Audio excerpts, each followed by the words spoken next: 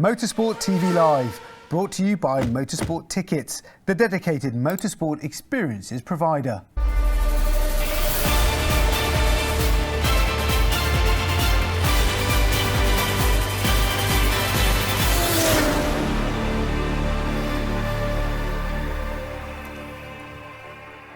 Hello there and welcome to Motorsport TV Live. I'm Diana Binks with all the latest motorsport news.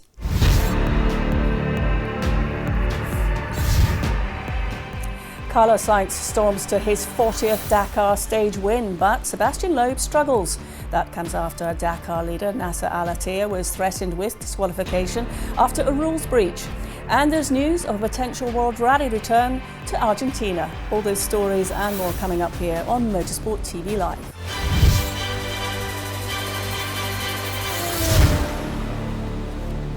We start with news that Carlos Sainz has picked up his 40th stage success on the Dakar after taking victory on stage 3. Despite taking the win, Sainz said that he regrets the earlier issues that have left him unable to compete for the title, whilst overall leader Nasser Al-Attiyah singled out Sebastian Loeb as still his main threat, despite a tough day for the Frenchman.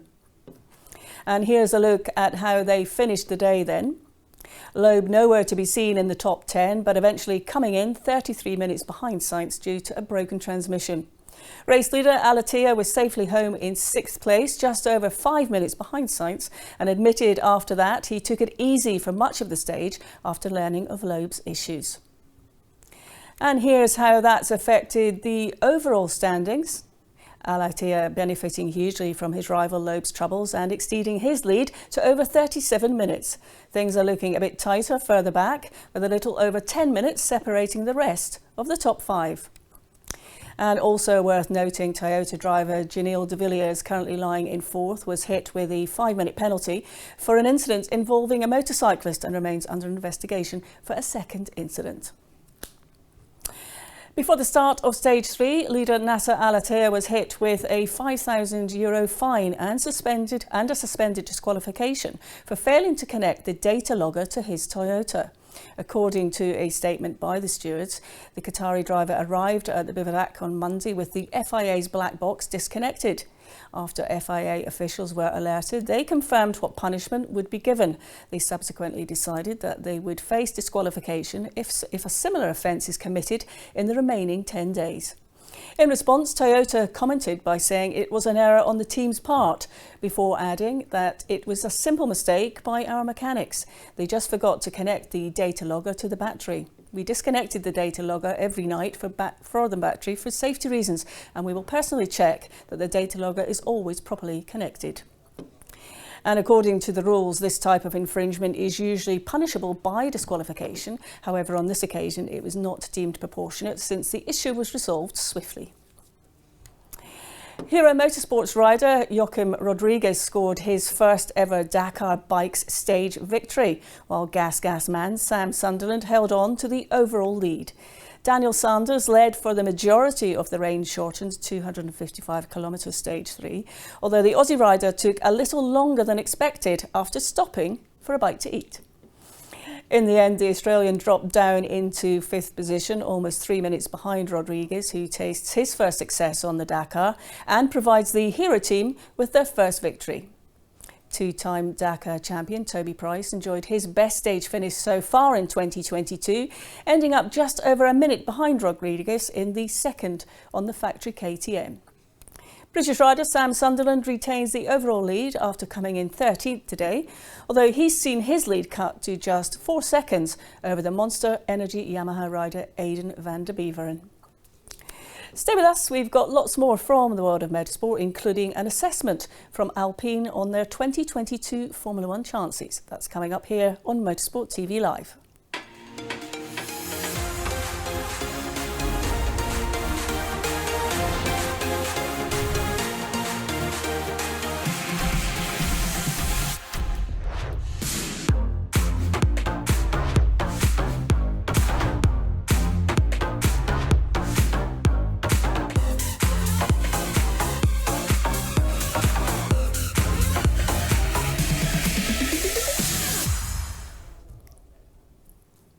Lots of great opportunities and events there for racing fans to get closer to the action in 2022.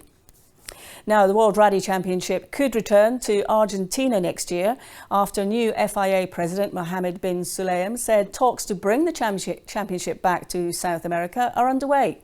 Speaking at the Dakar Rally, Sulayem, who is also a former competitor at the Rally Argentina, said the FIA is negotiating with promoters and a 2023 return of the tough gravel event is not out of the question. Argentina has been absent from the WRC schedule since 2019, with the proposed 2020 event cancelled due to travel issues stemming from the pandemic. This year, the WRC has so far revealed a 13-round calendar featuring long-haul events in New Zealand and Japan.